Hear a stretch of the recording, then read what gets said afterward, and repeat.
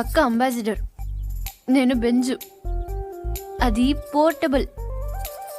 నేను ప్లాస్మా, అది life boy. నేను లక్స్.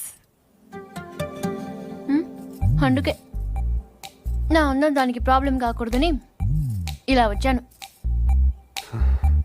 దేవుడు దయ వల్ల దానికి పెళ్ళైపోతే అక్కడ గంటకు తగ్గ బంటలో ఏ హృతిక్ రోషనో అభిషేక్ బచ్చనో దొరకపోలే.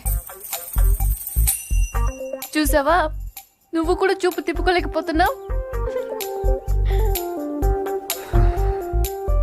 అయ్యో దేవుడా, ఎందుకయ్యా ఇంత అందం ఇచ్చావు నాకు?